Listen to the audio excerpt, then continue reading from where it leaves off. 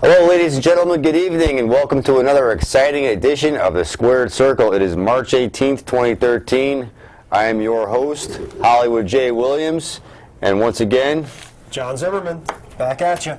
We're back here again. We are very rapidly approaching WrestleMania 29, April 7th, coming up at the what is it? The MetLife Stadium. I'm not a big football fan, so you'll have to. I was just gonna call it what I feel it is, Giant Stadium. Right. April 7th, 2013. Again, we are on the road to WrestleMania. Raw tonight is in the hometown of Bruno Sammartino, Pittsburgh, Pennsylvania. A lot going on tonight. No Rock though. No. This is a rockless Raw tonight. Yeah, I mean, how many years have we seen Raw and without the champion on Raw every week? And it's kind of silly for him to have hold the belt and not, be on Raw every week. I realize he's The Rock and he's filming movies and he's going to be Hercules and all this. It's great, but I feel cheated. You watch Raw and the champion of the company isn't even on the TV show. But you're not going to have to worry about that because he's not going to be the champion. I agree with you there. Past WrestleMania, and you're not going to have to worry about whether or not he's going to show up or not. In a couple weeks, yeah. Because Dwayne's going to be gone again for another 6-7 months or longer, folks. Yeah. That's Dwayne for you, though. Anyway, part-timers tonight, except for The Rock. Triple H is scheduled to answer the challenge of Brock Lesnar. So, and seeing as Brock Lesnar will be on Raw tonight, we're going to have another confrontation.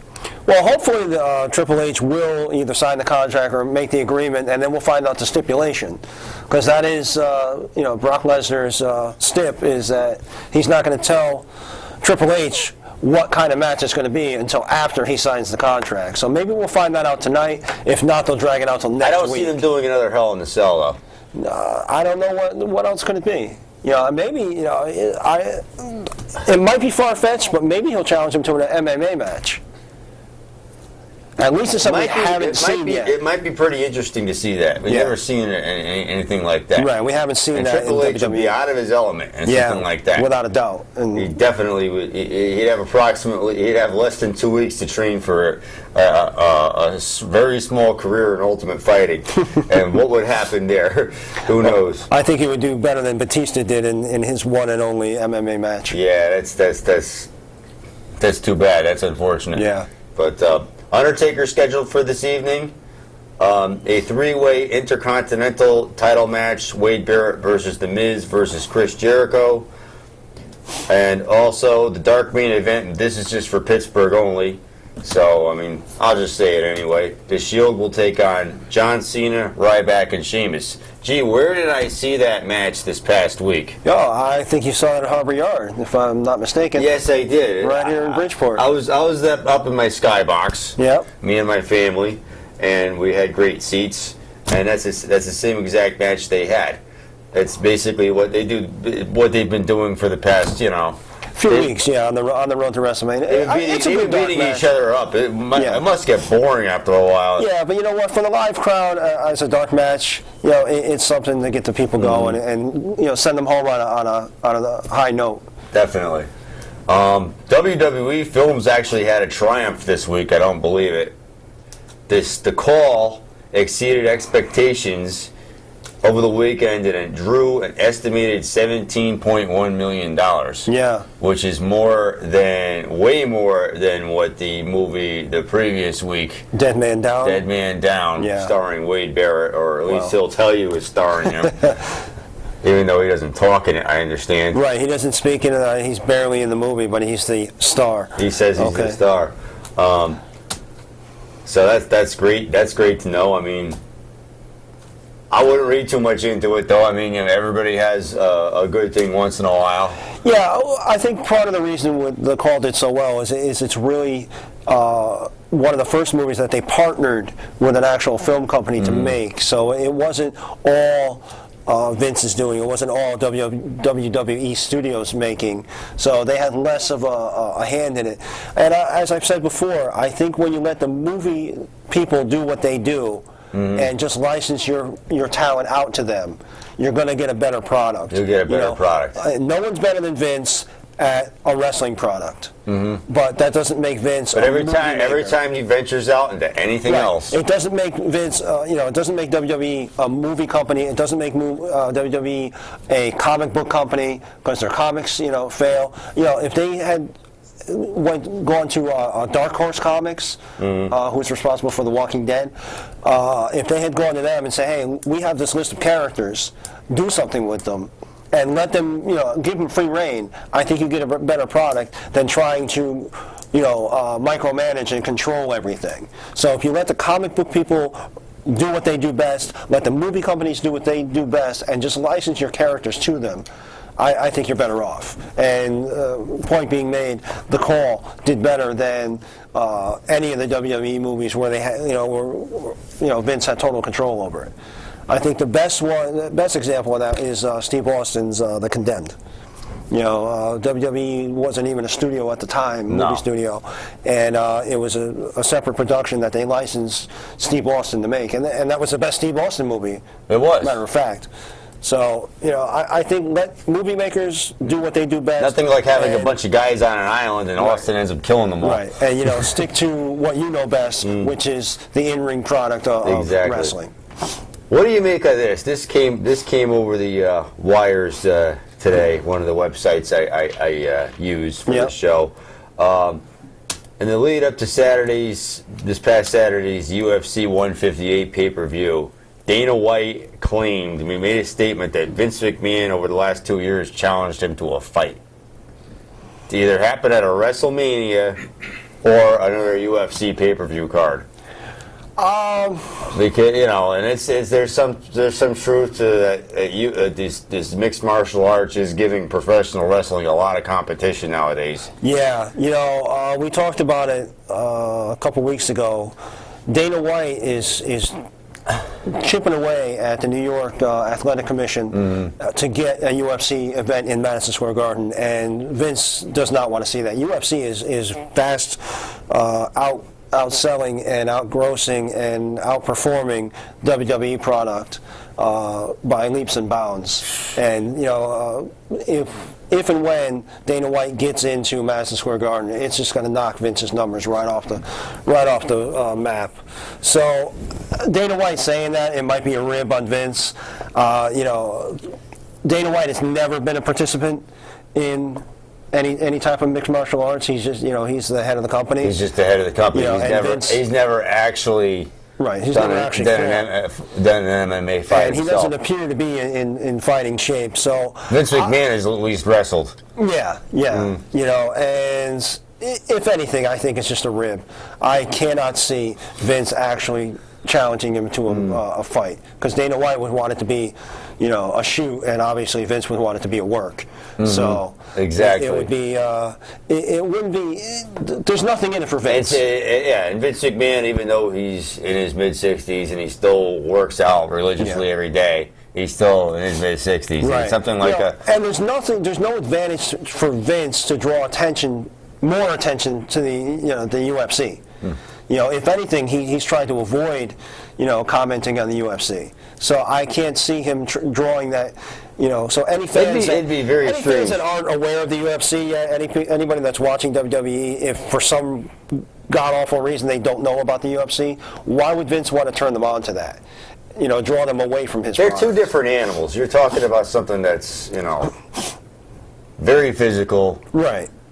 Versus, it's physical But the demographic is the same. Right. The 18 to 20. The demographic is the same. 18 to 25, 18 to 30-year-old male is the demographic they're shooting for the WWE, and that's the exact same. A UFC same match, the rules aren't even the same. As there's no 3 count. There's no. Right, but the crossover of who's watching that. I'm not even comparing the product. I'm saying the audience that it's geared toward. And the UFC has a pay-per-view every month. WWE has a pay-per-view every month. Right?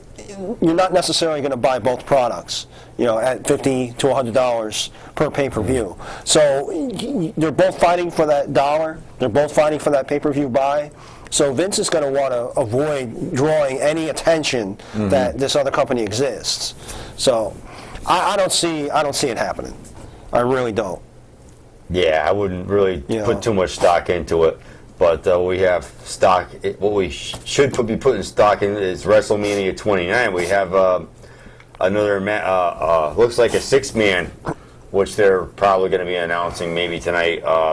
But it might change because Ryback is involved in it. Yes. It's going to be Ryback, Sheamus, and Randy Orton going up against the Shield. Yeah, this just in, Ryback has already been replaced by Big Show. Ryback has already been replaced by the Big Show Yes. because what they were saying with that, putting Ryback in that 6-man comment, is because of the feud with Mark Henry. Right. So it's going to look like I think what's going to happen now is you're going to see Ryback taking on Mark Henry. Exactly. You know, and A better idea arose. I mean, because let's face it, Ryback's been going back and forth with the Shield now for 2 or 3 months. yeah, and you it's know, not- I think it's a better draw. The two giants. You know, you got Ryback and you've got Mark Henry, and you know they're both super big guys, and they're both over. And Mark Henry's always been over, no matter what he's done with his character. For some reason, you know, he's just got that charisma and likability. So, you know, and Ryback right now is so over, which I still can't fathom. But He's just because he's it's big. a better match. than- Vince always loved the big right, guys. right, and he's You know? pushed him hard. But I think it's a better plan. That we have some other unfortunate news involving an arrest. Jonathan Salafa Fatu, Jimmy Uso, been arrested a second time for DUI in Tampa, Florida. Wherever these guys are hanging out, and you know, if they're leaving the bar or whatever, I mean, everybody's getting arrested around the same area. So, you know, guys, wake up! Come on, you know, you got the keys to the kingdom. You know, Fatu is a legacy. Fatu's a legacy. You know, yeah. I mean, they haven't done much with this character as of yet, but you know what? I mean, Vince is always taking care of the legacies. You know, we can list all the guys that are second, third generation, and Jimmy Uso, you know, being in a great position. And you go out and you do something stupid like that. You know, a couple weeks ago it was Jack Swagger. Come on, guys. You know. I mean, I've had my. I'll be a man. I admit it. I've had my run-ins with things like that, but I mean, at least I don't. I've never worked for Vince McMahon, and I'm not on a national. You know, it's get somebody else to drive you. You know, hire a driver, get a cab. Come on. You're making You that know, kind of money. You would. You know, be a responsible adult. Not just because you're a superstar, you know, and think you can get away with it. Just, it's irresponsible no matter what, you know, no matter who you are or what you're doing. It's just irresponsible. Grow up. You know, if you're going to drink, don't drive. If you're going to do whatever recreational products that you do it in the privacy of your own home or in your hotel room and stay there. All right. Don't endanger my life. Don't endanger your own life. Right. Don't endanger the company you work for, because now you're just putting a big black eye on Exactly. the corporation you work for. Because now they have to make a decision as to what to do, and You know. that's the whole thing with And, Swagger, and they didn't really. Right, I don't yeah, think he really Swagger wanted. was the worst possible time. I don't could think have he done something wanted like to that. change the main event to WrestleMania. Right, and Swagger was the worst possible time he could have done something like that. Come on, guys. And You with, know? with a big controversial push like that, his gimmick is controversial enough as it is Yeah. to go ahead and have something like that happen. But anyway, I'll do some brief TNA news before we bring out our yes. very special guest. And what is this? You know, I'm going to have to get a hold of Tara because she didn't. You know, she could have at least informed me. You know, or she could have at least called you. Yeah. You know, I mean, I don't know. I Maybe she mean, it's lost her okay. I mean, I'll let it go. But I mean, really? I mean, the Squared Circle restaurant opening in Chicago last week. Yeah. And John Zimmerman or Hollywood J. Williams had nothing to do with it. Right. Our names weren't on it at all. Well, Tara, what are you thinking? we're gonna have to put an injunction. I know, really. You know. Hey, best of luck to her. We've been using this. You know, we've been using that name for quite some time now, and all of a I sudden know. she comes up with it. You know, it's nice to get a shout out from Tara, I guess. Yeah, exactly. You know, that's okay. You know, we'll start the Spiderweb restaurant or something. Yeah. There Or we go. whatever, you know, we'll see how she likes that. But anyway, Well, you know what? They already have Victoria's Secret. they do. Yeah. So she was Victoria in WWE. Of course. But anyway, Real quick. Real What quick. else you got? Real quick.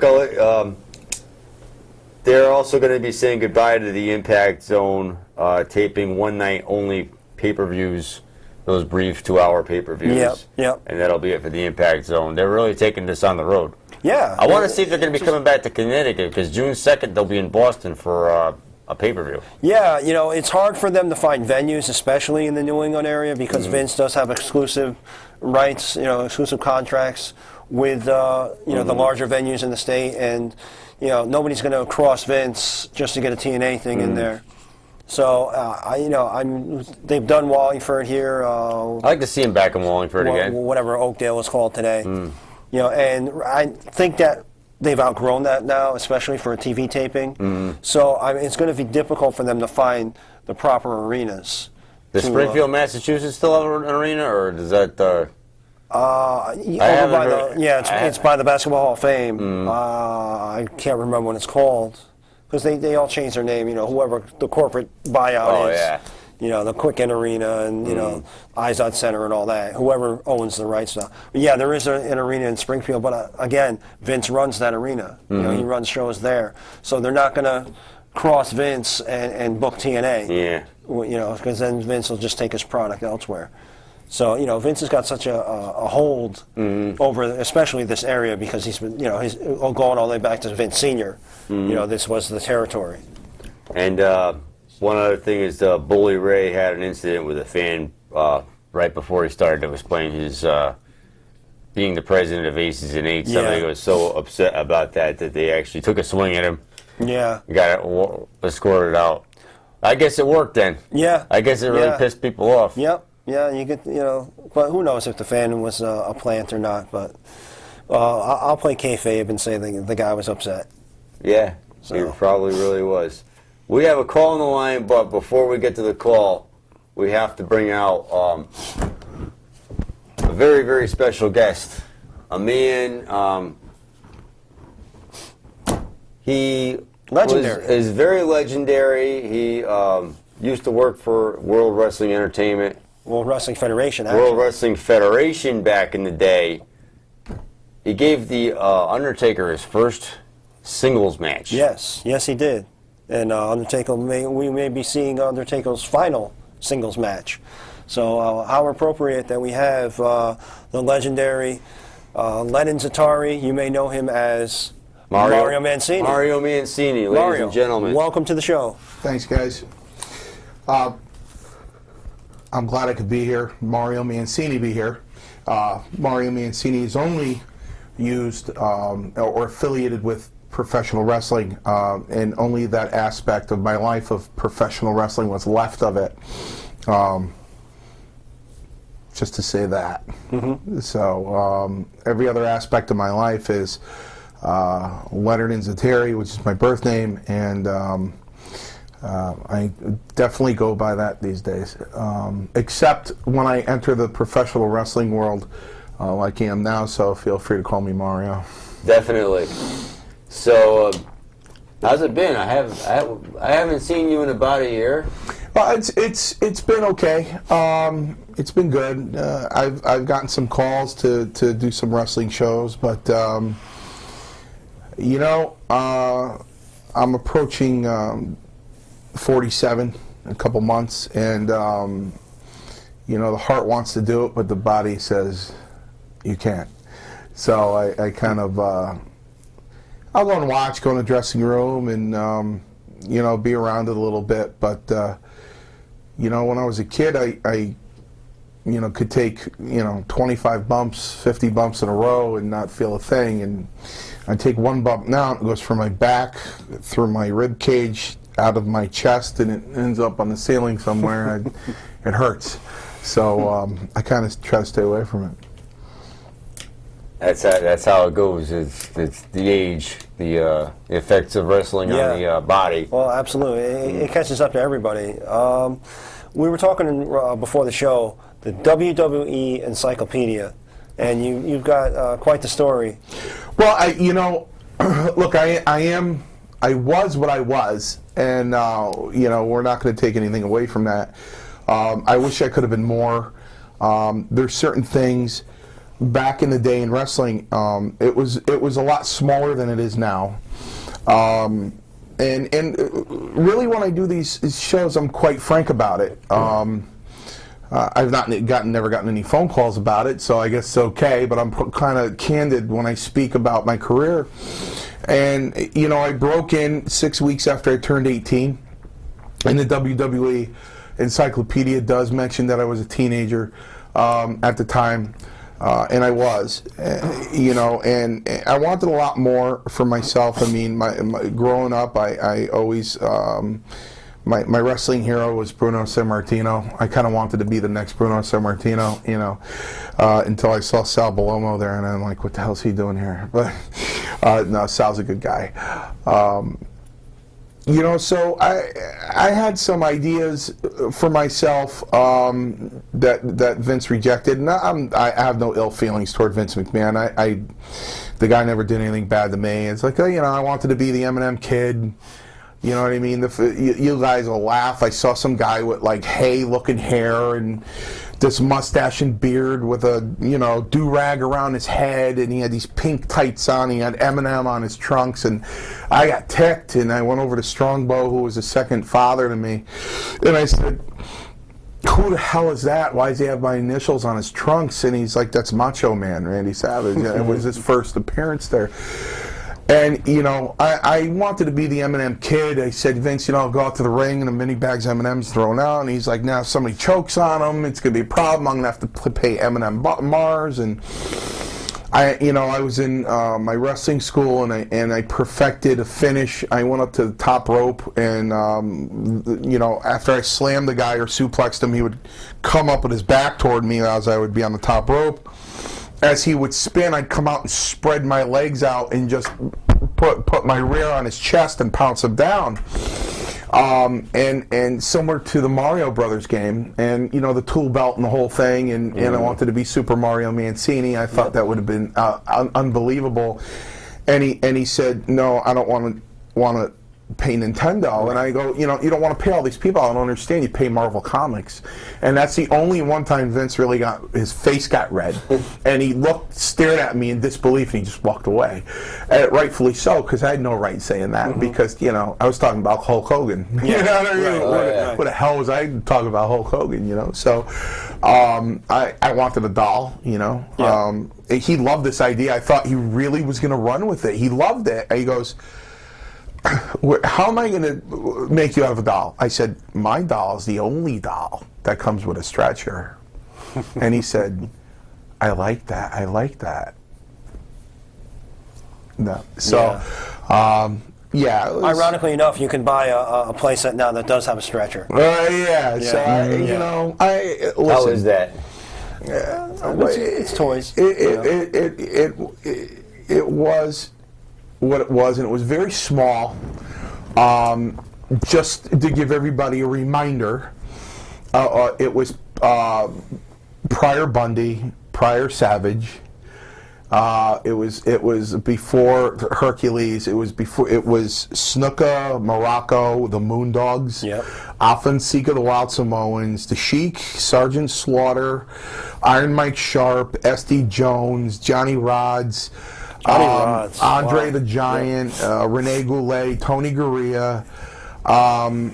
It was very small, and George Scott was the booker, and I got along really good with George, and I was doing really well. Things started looking really good, and then George Scott got fired. And Pat Patterson came in to be the booker. When Pat Patterson came in to be the booker, my career got a lot harder.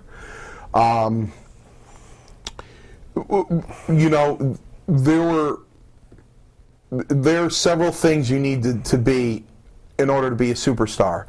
And what really ticked me off about the encyclopedia was, the first sentence said, in order to be successful in the WWE, one must possess charisma or muscle. Mario Mancini had neither. And that's just not true. Now, everything he put after that is true. You know what I mean? I don't have a problem with that. He could You know, in fact, he said something nice after that. He said, you know, I was one of the most resilient superstars in the history of professional wrestling, and that's a mouthful. Yeah. I appreciate that, Yeah. you know. But that first sentence, it almost like he went out of his way. And I friended you on Facebook. I'm still looking for you.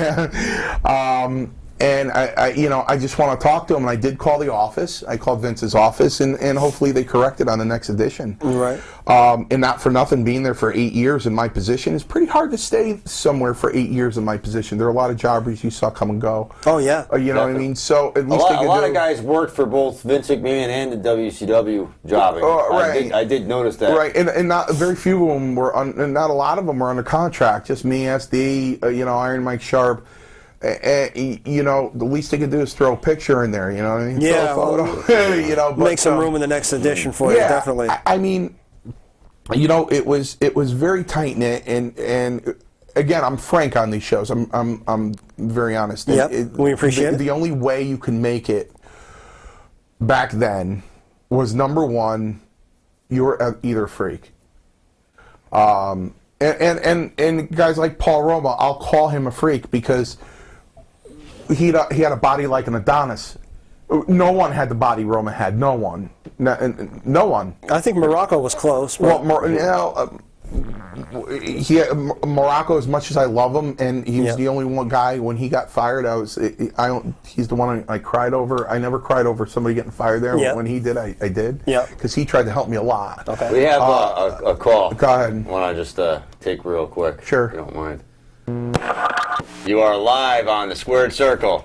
Good evening, gentlemen. This is Thunderous Tom Dacey. How are you? The Thunderous One. Our good friend, the Thunderous One, How we Tom doing, Tom? Stacy. Good. How are you? Before I ask my question to Mario, I just want to make a brief statement. I heard you talking before about the Squared Circle restaurant. Yep. Well, I think I should be involved in that action too, because if you remember, who came up with the name the Squared Circle? Hollywood J. A guy named Thunderous Tom Dacey.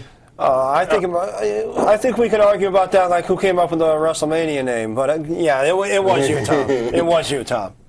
But I just want to say that it's great to see Mario again, and I have a couple of questions for him, and then I'll hang up and listen for the answer. Shoot. Shoot.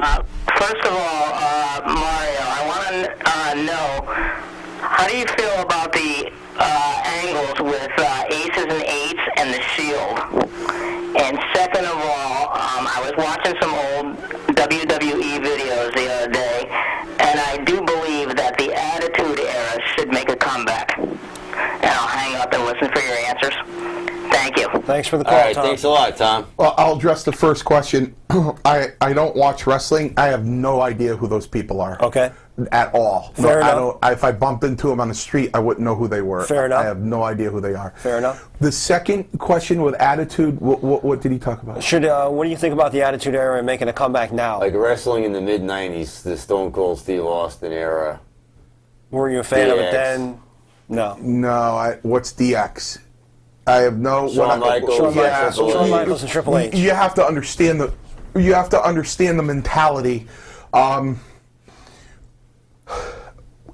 If you engage in something that you used to live for, eat, drink, sleep, a lot of your life, and you're a kid and it was a dream, and you're 18 years old, and you're standing in the middle of Madison Square Garden and looking across at Tony Atlas, and you're going all over the arenas in the United States, and you're living the dream, and you're rubbing elbows with the guys that you wanted to rub elbows with. Once you're out, for me anyway, it was painful for me to watch. It would ruin my night. I would get really cranky because, ultimately I got out when I was 26. The guys are getting in when they're 26. Yeah. I was getting out and spent 8 years there. So it was hurtful to me to even watch it on TV. There's only one thing I caught on TV that really got me angry. Was I saw Mick Foley fall through a cage onto a bunch of thumbtacks. and that really did it for me to not even watch it anymore after that. That because was, that was a pay-per-view. That was, yeah, I had a cage with and The I Undertaker. didn't see it on pay-per-view. I saw a highlight of it, and it got me very angry, and that even made me not watch it ever again. I'm sorry I don't have the answers to your questions. Maybe you want to go back to the 80s and kind of ask me some questions. Well, you mentioned Tony Atlas. A short while back, maybe like 2 months ago, I bumped into you at an appearance of Tony Atlas. And had you seen him before that? Or? I did. Tony Atlas is a brother to me. He's a very close friend of mine, and there's love between us. He's a very dear friend, and I talked to him about 6 or 7 months prior to that, and he said, you know, I'm going to do an appearance at like a health food store or one of those you know, protein powder places, supplement places. Right. And he actually had his face on a protein powder that he was promoting, and it was in Orange, Connecticut, and I went to go see him there. Okay. And it was the first time I've seen him in years, and it was emotional, and so I actually booked him on that show that you were at. Oh, okay. Yeah, okay. I made sure he was there. Within the chin, yeah. Well, yeah, I made sure he was there, and so yeah, we're very close, and you know, I get a kick out of it every time I tell a story. When I worked with him in the Garden, you know, I was the good wrestling student. You know, you get a guy, the hand on the chest and the hand on the waist here, and you know, the good wrestling student is going to put his hands on the shoulders, because as he presses up, you're pressing down. It just makes it easier for him. Yes. And Tony just said, "Hey, kid, get your hands off my shoulders." And I just kind of went like this. And he went, boom, and the splash, and then it was done. So Tony Atlas, one of my closest friends in wrestling, Roma, the closest to me, family. He's family to me. And of course, it was Chief Jay Strongbow was like a second dad to me. I can't talk I remember about last year. I can't talk about that too. I can't. Yeah. I can't talk about that too long. Yeah, I can imagine. Yeah. Yeah, I mean, you were in the WWF for guys my age. I'm just behind you, and you know, if that was to us was the golden age of wrestling. It was before the Attitude Era. It was when the guys were. I call it larger than life. They were all characters. Even yourself, you know, you came out and you were an entertaining character. You know, you weren't just Len. You were Mario Mancini. Right, right. When you came out of that curtain, we were convinced. You know, I think there was more kayfabe at the time, and it wasn't, you know, so apparent that. Yeah. But, you know, you guys had the larger-than-life characters, and it was the dawn of the Hogan era, which really changed things. And you were at WrestleMania 2, right? You know, you know, it's really fun listening to you guys say work, shoot, kayfabe. Yeah. You know. Back in the day, we wouldn't know anything about it. Right. We would have no idea. You wouldn't know anything. I wouldn't be sitting here. You know, I did Tuesday Night Titans, you know what I mean? And even to do that, to go back and do that, you know, I was ticked because when that show was over, Vince wasn't happy. He said, you know, it's one of the few times that this set really stayed together. You know, and I didn't know. If you wanted me to destroy the set, man, I would have done it. You know what I mean? But it's, I get to be me here. If it was the 80s, you know, I wouldn't be me right now. I'd get heat if I didn't put on the angle right now. You know what I mean? But you know, it's interesting. I think it's an invention called the internet. Brought out a lot of it's interesting because Vince himself destroyed it when he saved millions and millions. No, I'm only joking. Millions and millions of dollars when he came out and said, "Hey, listen, I'm an entertainment. I'm like the circus." Right. He beat the state athletic commission. You didn't have to give him a piece of the gate anymore. And when he did that, Okay, he was the circus. He said, "Listen, man, this stuff is fake." Meanwhile, it's 1984. I'm working with Terry Funk, and the camera comes a little too close to us while we're outside the ring, and he goes, "Sorry," and he clocks me. And I know why he clocked me was to protect the business. Yeah. You know, so to hear you guys say all that stuff, Right. that would be taboo. You guys would be destroyed. Yeah. You know what I mean, back in the 80s. But you want to know the difference? I'm going to tell you the difference. I'm going to tell you the difference between the business now and the business then. And I'm going to tell you the comparison you made about Vince being involved in the movies and Vince not being involved in the movies. Back then, here was the production meeting. Chief Jay Strongbow, Pat Patterson, Blackjack Mulligan, Blackjack Lanza, Arnold Skolin, Gorilla Monsoon, Vince McMahon. Gorilla Monsoon. Okay?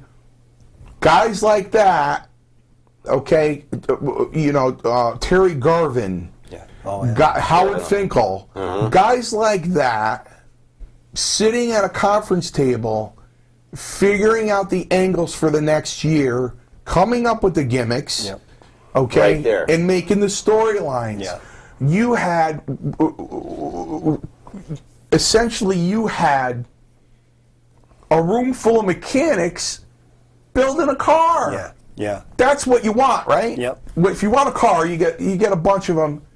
Well, Vince contracts out to Hollywood. Yeah. Make me storylines. These aren't wrestlers. They have no idea. Exactly. They have no Thank clue. you. Thank you. You know, when you have Sergeant Slaughter against the Iron Sheik, wow. You know what I mean? You had Snuka and Morocco in a steel cage Fantastic, in 1983. And it was, I guarantee you, Pat Patterson came up with that finish. It was a brilliant finish of that match. What I understand now is they actually have hired some writers from some of the now defunct Soap operas. daytime dramas. Yeah, no, that's It's not. ludicrous. That's not. And that's why I don't watch it. It's not going to work. You say, "Gee, all the movies Vince has been involved with stink because he's not a movie guy. He's a wrestling guy." Exactly. Right. Okay. The bodybuilding company that he put out back in the 80s, it failed. The football league he put out, it failed. Yep. You stick to wrestling. His wife tried getting into politics. Right, that failed. Okay, you stick to wrestling, and you have the wrestlers make. He talks about the attitude coming back. No, you know what? God forgive them.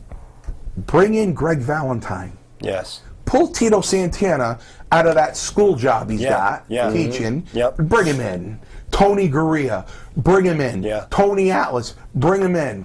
Don Morocco, bring him in. Bring these guys in Wrestling minds. and say, listen, we want some angles. I wasn't, although it might not have looked like it, but I was a very gifted professional wrestler, and I was very, very good. And even now, I mean, when I see matches, I go back and I go, why? Why? Yeah. And they don't have the answer for me. And then when I tell them what they did and how confused the crowd, it's funny. I caught, and they don't believe me when I tell them this, but I go into these independent shows and I give them a lot of credit. I don't take any credit away from these guys. Yeah. They're working for peanuts. Yeah. And they're doing it because they love it. Mm-hmm. So you know what? The grassroots of pro wrestling is independent wrestling. And Say that here every week. And Every week. and Say that here they every should week. get more respect than the superstars. Yep. But they go over every move.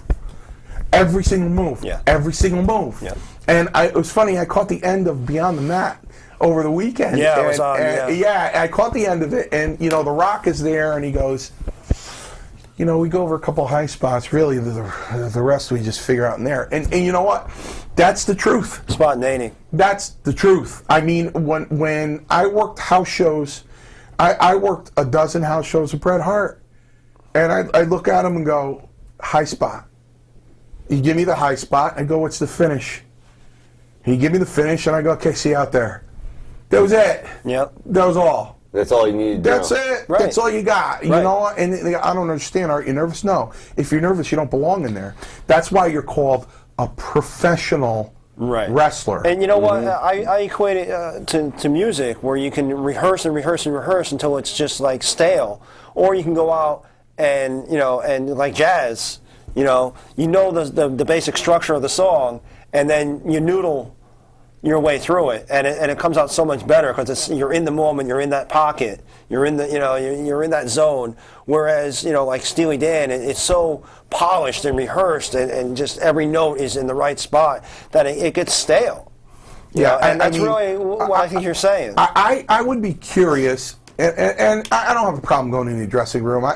There's no doubt that I'd get into the dressing room. I'd be very curious on how are things run, because you look up at the board and it says DiBiase v. Mancini, and I go, Ted, sleeper, yeah. How much time do we have? Can I get anything in there? Yeah. And Strongbow walked over and he goes, you know what? You guys got a little time tonight. I think you got over 3 minutes. So come here. Right there and then. Yeah. Come here. Mario and Ted, this is what you're going to do. I'm waiting to see this one on YouTube. It hasn't come on yet. You're going to wave the money in front of Mario, and Vince is standing there. And he goes, you're going to wave the money in front of Mario and go, you'll never make this much money in your life. You'll live your whole life. You'll never make this much money. He goes, Mario, snatch the money out of his hands and get out of the ring and just start running around the ring with it. So I snatched the money. I started running, and Ted started chasing me, and then Virgil, came around the other, and I got sandwiched, and then they clocked me. So Vince goes, which way you falling? I go, why? He goes, because Chief goes, drop the money. He goes, if you drop the money near the steel barricade, the fans are going to grab it. You got to drop it on the inside toward the apron of the. I'm like, really? You had to tell me that. I knew that. And he's like, okay, I'm just making sure, kid. So it's done right there. It's done right there and then. It was. And I was going to say, as I was being candid, back then it was a very tight shop. You're either a freak, bloodborne, or gay. Well, I wasn't a freak. I wasn't bloodborne. And I kept losing. We do have another caller on the line. Yeah. So, needless to say, you didn't spend the night in the hotel with Pat Patterson. No, I didn't come into the ring with a little hat on with a cigar with a torn Brooklyn T-shirt on, sweatshirt. No, I didn't. No, I did not. Well, You are live on the Squared Circle. Good evening, gentlemen. How are you tonight? excellent. Excellent. How are you tonight? Thank you very much. I always enjoy listening to Mario Mancini. Very well spoken, and and I like his knowledge of the game. And I'm kind of an old school wrestling fan myself. I do remember Greg Valentine, and Greg Valentine, I believe it was his father, Johnny Valentine, from back in the '60s, and I go back to Buddy Rogers and. Do I dare say Gorgeous George? Used to call me Buddy Rogers. But my question for Mario, two names from the '80s that I was wondering what happened to them, and like what Tom did, I will mention the names, and I'll just hang up and listen to the answer. Yep. One is George Steele, George the Animal Steele, and one of my favorite announcers, Gene Okerlund, who did a fantastic job with the interviews. I'm just wondering where they are today and how they're doing, and I'll hang up and listen to the answer. Thank you, gentlemen. Thank you. Thank you very much, Mr. Edward McCarver. Yes. Well, who's the first guy he said? George Steele. George the Animal Steele. George Steele. And you know Gene what, Okerlund. It was the last week of July, 1986, and I looked over at Terry Garvin, and I had just turned 20, and I looked over at Garvin and I said, "You got anything in Pennsylvania?" You wonder why I'm married 3 times, but I got the best wife now. I look at Terry Garvin and I said, "You got anything around the Poconos, the 9th through like the 16th, 17th?" He goes, "You're getting married on the 9th, right?" I go, "Yeah, but I'm going to Cove Haven for my honeymoon. You got anything?" And he goes, "Yeah, I got a shot in Stroudsburg, about 35 minutes from there." I'm like, "Okay." He goes, aren't you going to get like killed? I'm like, no. So, so I go home and I tell my fiance, I said, listen, I hope you don't mind, you know, you just got one shot on a Wednesday, you know? And she's like, okay. So everybody knows I'm getting married, right? So I go to Stroudsburg and George Steele is in the dressing room and he goes, what are you doing here? I go, I'm working. So he goes, where's your wife? Where's your bride? I said, she's out there in the arena. And he goes, yeah, I'll be right back. And he goes up to her, and I'll keep it clean. He said, he went up to her and goes, you married the biggest idiot on the face of the earth. Okay? And he came back, and he goes, get out. Get out. I go, no, I'm going to work. You're going to get me in trouble with the office. He goes, get out. Get out. And Rene Goulet goes, don't worry about it. I take your place. Don't worry. I take your place. I go, oh, so he chased me out of there. But anyway, George, I don't know where George is, but George was a great guy. You know, he always happy, very knowledgeable, willing to help anybody. Very intelligent. Well, yeah, I mean, I think he was the director of the athletic department of a high school in Detroit. Yep. You know, the new freshman would come in, he'd put the garb on and go out there and scare him and everything, you know. Gene Okerlund, I would always talk to Gene about his son. His son was like for the lack of a knowledge of it, I'll compare it to baseball. It's like a AAA hockey player. And, you know, I would always talk to him about his son and I'd have great conversations with him. If I'm not mistaken, I think he comes back for the Hall of Fame. Yeah. The Hall of Fame I do watch. He shows up every now and then. Yeah, and I think he's doing okay. He's doing well. Had a lot of fun with him. Yeah. You know who I used to have a lot of fun with? Jack Tunney. Yeah. I used to have a ball with him. I didn't even know who he was or what position he had. And we would just sit there and roar when I'd go to Canada. And I'd go to find out years later, I guess he was the Vince McMahon of wrestling back in Canada. I have no idea, but I had no clue. Right. I'd sit there and, you know, again, I mean, not to throw complete shots at Pat Patterson, I learned a lot of wrestling psychology. In order to be a master wrestler, you'd have to have a lot of psychology. You really have to be seasoned, and I'm very proud of my psychology. I learned a lot of psychology from Strongbow, Arnold Skolin, you know, guys like Mulligan and Gorilla Monsoon and Bobby Heenan. Yeah, Bobby Heenan, yeah. But I learned a lot of psychology from this guy. I was in Hartford Civic Center, and I was in a steel cage battle royal elimination match. I faced Ken Patera in a steel cage. You know, two guys go into the cage. Whoever wins that, the fresh guy goes and meets him. Yeah. I was a fresh guy. So, but I was, for some reason, I was a low number. I wasn't a high number. Like, you'd figure if it was a 30-man Battle Royal elimination match, Mario Mancini would be 28 or 27, right? I think I was like 11 or 10 or 9. I was way down there. Yep. So I'm standing there all this time, almost the entire night, talking to this guy, Louie, and we're going over matches and psychology and when to do what and when to do this and what opening to do that, how to get the crowd up here and down and way down and way back. And I learned, I turned to SD and I go, wow, I learned a lot from that guy. Who is that guy? He said, that's Pat's wife. 25 years. Yep. But you know what? I learned so much from that guy, and he was a tremendous guy. What a nice guy. Yeah. He really was. Yep. It was great. Brain trust. Yeah. Speaking of nice guys, recently departed was William Moody, also known as Paul Bearer. Yeah, I've seen him in the dressing room. I really didn't know of him. I don't know how he died. I don't know if it was a heart attack or it was drugs or. I'm saying it's a work. We had this conversation last week. I'm predicting he's going to come out of WrestleMania. It's a work. It's a work. It's a work. And I'll say it until after WrestleMania. I think it's a shoot, but you know what? I don't.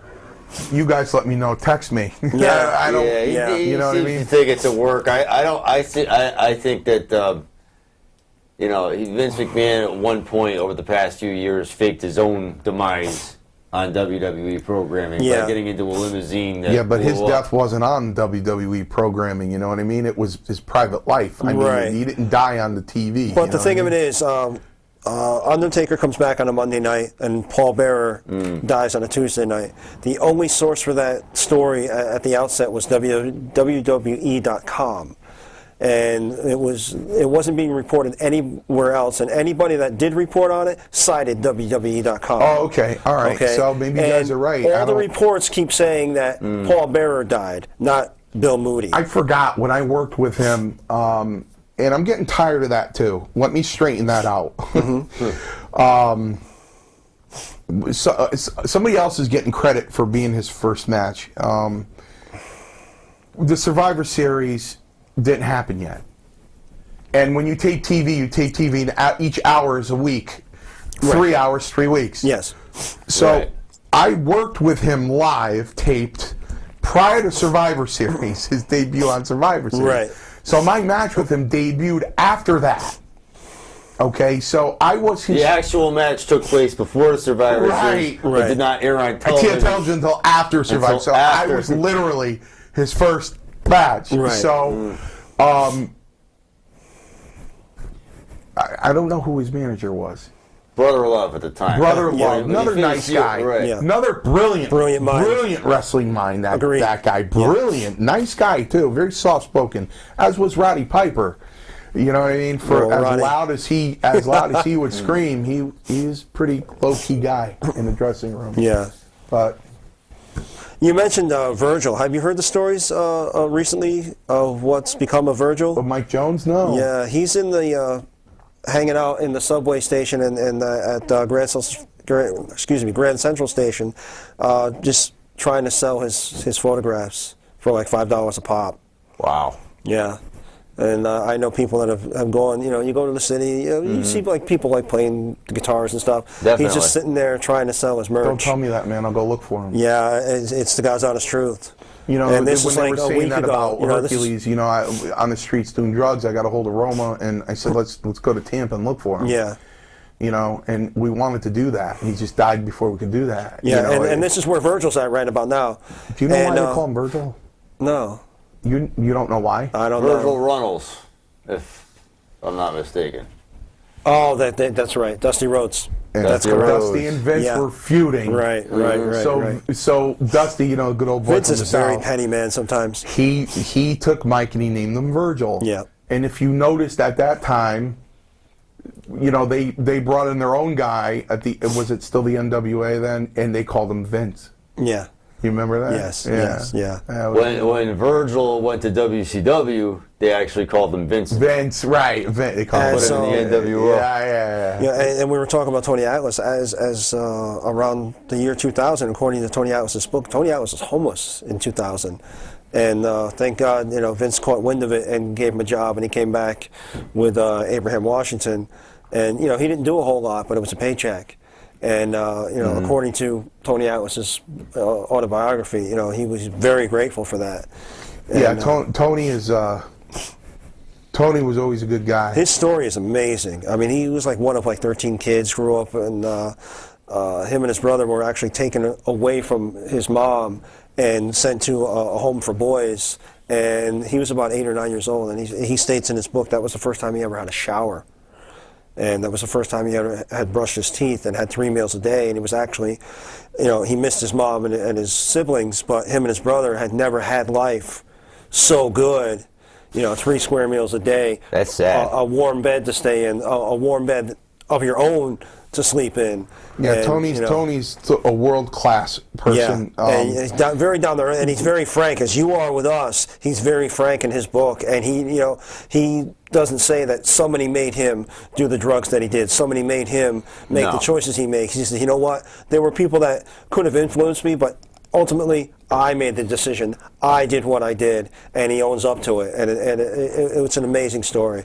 If you can grab a hold of his book, I'm sure the next time I see him, he'll sell it to me. Oh yeah. But I mean, the joy and the tears are all right there, Listen, and it's all real. A guy like Tony Atlas, guys like Chris, like King Kong Bundy, guys Yep. like Hercules Hernandez, guys like Tito Santana, Kurt Hennig, they weren't like Beefcake or Adrian Adonis, guys like Paul Orndorff, Yeah. you know, great guys. It didn't matter if I was Mario Mancini or I was Hulk Hogan. They treated everybody the same. And, you know, some guys like Jake Roberts and some guys like Adrian Adonis and some guys like Rick Rude and Beefcake, you know, if you were, you know, you were a jobber, you were outside of the business. Yeah. You know, I dressed in the showers for 2 years. Wow. Before I was able to get in. You know, from 84 to 86, I was in the showers. That's that's terrible. Because You you know know what? what I I mean, the Harlem Globetrotters are nobody unless they got somebody to beat. Yeah. You know, the Washington Senators have Right. been, have gotten beaten by the Harlem Globetrotters since the dawn of time. I was one of But the. you know what? You believe me, need those guys to make the Globetrotters look good. I was you one always of the, need somebody. One of the few guys that got a lot of respect. I remember being in Texas is the first time I saw Jim Hellwig. And he said, "What do I do out there?" I said, "You're an absolute monster, a monster." He still doesn't know what to do out there. I Go said, ahead. "You're a monster. Don't sell anything. Nothing. Nothing. Nothing. Nothing. Squash whoever you're working with fast." Guy started giving him punches to the stomach. He started selling them. So he comes back to the same place we were talking. He's huffing and puffing. He goes, "What do you think?" I said, "It was horrible. I told you not to sell anything. Nothing." Right after I said nothing, who comes walking fast down the hallway? Pat Patterson. "Well, what are you doing out there? You don't sell anything. Nothing." And he looks over at me. I go, you know, Butch Reed had a new finish. And I saw Chief go up to 3 different jobbers, and he just go like this. And he start looking around. I said, "I'm right here. What do you want?" He said, "Butch wants to press slam somebody. Instead of slam them, he just wants to dump them behind his back and pancake on their face." Yeah. What if you got a call from Vince McMahon to be in the Hall of Fame? Would you take him up on it? I would take him up on it in a split second, because you know what? I paid my dues. And before WrestleMania 1, he needed a stretcher with Paul Orndorff. I was called to do it. The last TV taping anybody would see before the next WrestleMania, he needed a stretcher with Bundy. I was the last guy he saw. Fantastic match, Savage, by the way. Yeah. Savage, stretcher before that WrestleMania. You know what? If he wants to put me into the Hall of Fame as one of the biggest losers that ever was in wrestling, I'll take it. I think there's a It's an spot important for you. job. You know what? Like I said, somebody has to lose, and you were one of the guys that made your opponent look good. Right. You know, you did it with grace. You did it with just entertainment value. Well, like I said, you're talking about somebody who went up to Bundy in '85 while he was sitting there with his T-shirt and his jeans on and his flip-flops, biting his nail. And I looked up at the board and I saw it was me. And I leaned down and whispered to him. And I said, "Don't worry, it's gonna be okay. Yep. I'm gonna sell like fireworks on the 4th of July for you, man. Don't worry about it." We have to wrap things up. wow, that was quick. We could be here for another We couple could be hours. here for another couple hours, but PWA is in Shelton this coming Saturday Joseph evening. Von Schmidt and his crew. Joseph Von Schmidt and his crew. Don't forget, NEFW That Battleground. guy's good. Yeah. May 11th in Well, Chicopee. he's good. Yeah. We're out of time. Wow. Good night and Wow. good luck. Thank you very much, Mario. Wish we had more time. Bang, bang.